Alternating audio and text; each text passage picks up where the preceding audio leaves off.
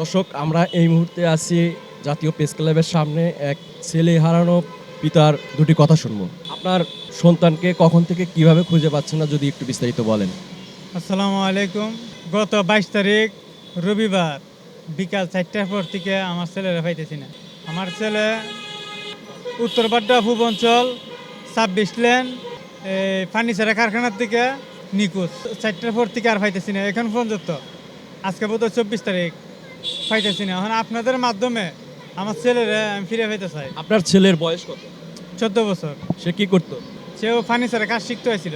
এত অল্প বয়সে ফার্নিচারের কাজ দিয়েছেন। আচ্ছা, কারোর সাথে কি আপনাদের পূর্ব শত্রুতা আছে, যে কেউ আপনার ছেলেকে গুম করতে পারে, বা হলো যে এরকম কোনো বিষয় আছে কি না আপনার না, মনে হয়? এমন ধরনের কোনো বিষয় বা এমন ধরনের কোনো চিন্তা ভাবনা নাই। মানে বাসায় থেকে আপনার বের হয়েছে, বের হওয়ার পরে আর সেই দিন আর ফিরে যায় নাই। একটা লীল, একটা গেঞ্জি পিনতো না, আর শর্ট একটা প্যান্ট পিনতো না। আপনার ছেলের নাম? মোহাম্মদ ইসমাইল। আপনি কি তার পার্শ্ববর্তী থানায় কোনো মামলা জিডি করেছেন? জি, আমি পার্শ্ববর্তী থানা বাড্ডা থানা আমি একটা জিটি করছি। জিটি জিটি করছি। এখন আপনারা যদি কেউ পেয়ে থাকেন বা কোনো সন্ধান পেয়ে থাকেন, দয়া করে আল্লাহর রাস্তায় যদি আপনারা এই থানার মাধ্যমে যদি থানার মধ্যে পৌঁছে দেন, তাহলে আমি আমার সন্তান আরও সন্তানরা আমি পাবো। নাম্বারটা দেওয়া থাকবে, এই নাম্বারে যোগাযোগ করলো আমি ভাইদের মাধ্যমে আমি পাবো। আমার তিন ছেলে, ওই হচ্ছে বড়, ইসমাইল হচ্ছে বড়, যে হারাই গেছে, যেটা পাই না সে হচ্ছে বড়। আরেকজন ছেলে আছে প্রতিবন্ধী, ছোট।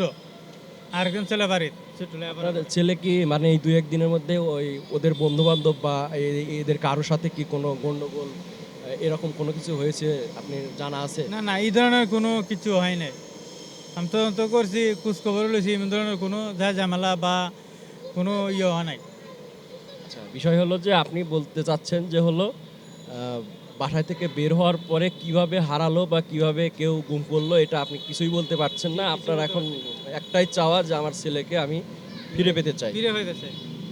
দর্শক, আমরা এই অসহায় পিতাটির দিকে চেয়ে আমরা সবাই, যদি কখনো এই স্ক্রিনে দেওয়া ছবি সম্বলিত ছেলেটিকে আমরা দেখতে পাই, আমরা তার পিতাকে ফিরিয়ে দেওয়ার জন্য সবাই সহযোগিতা করব। ধন্যবাদ।